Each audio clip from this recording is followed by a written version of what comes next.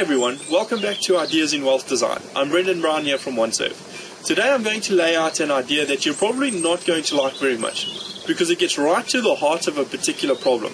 And the question is, what is the top reason people stay poor?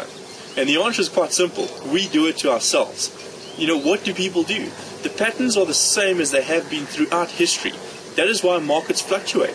People are still people and make the same decisions driven by the same incentives as they have throughout history. You know, what are the most driving incentives? Firstly, they are what Maslow's hierarchy of needs defines as deficiency needs.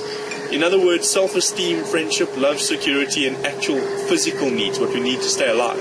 So, people are fundamentally driven by these incentives. Let's take the Consumer Price Index as an example. It is a measurement of how much prices are rising in a particular basket of goods and services. Why does consumer price inflation happen? Well, there are thousands of reasons, but in actuality, it is a combination of all the decisions made by people who are driven by incentives. As an example, when oil supply is perceived to be restricted because of protests in Egypt, there is a trickle-down effect that spans the globe. Firstly, traders, being people, react to enrich themselves. This is the incentive, and protect their family in doing so, and start buying oil stocks. As the demand rises, and media, once again, people writing about the protests and the oil scarcity, they fuel the fire, so the prices rise even further. And the more they rise, the more the people are proven correct in their suppositions. All of a sudden, there is a massive demand for oil, because people are buying it, and the prices rise. It's a vicious cycle. So, then we have even more people sitting in offices reacting to this new information. People that control certain legislation. They know that if we pay more for oil, then the fuel price has to go up. So they then make a decision and hike the prices.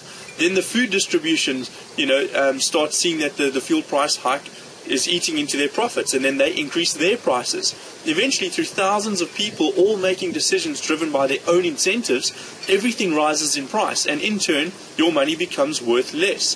You become poorer, which means that then, you have to work harder or increase your prices for your services. Do you see that you've suddenly become a part of the problem? Because we are all people making these decisions based on our own incentives and self-preservation or enrichment, we end up hurting ourselves and everybody around us in the process. So if inflation is bad, what about deflation? As we've all learned over the past 2 years through the recession, and everything that's gone with it, deflation means a drop in consumer prices and asset prices. Well, now you're losing value on your assets. And once again, this is caused by people making decisions driven by incentives. Like inflation, deflation is very difficult to combat once it is entrenched. As businesses and people feel less wealthy, they spend less, reducing demand further. Prices drop in response, giving businesses less profit. When profits decline, jobs start being put under pressure, and once again, everybody loses. So once you understand what these incentives are that drive people to make decisions like this, you can start planning your future a little bit better.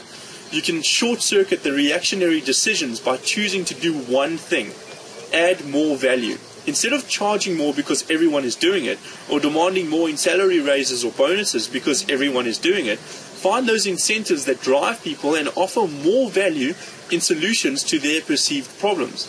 In the process, instead of being a part of the problem of devaluing people's wealth, you are now adding wealth by creating it out of nothing. If you can understand this concept and start applying it in your daily life, you will be blown away by the results. That's all for today's video. Thanks for taking the time to watch. Look out for next week's video. I'm Brendan Brown. Cheers.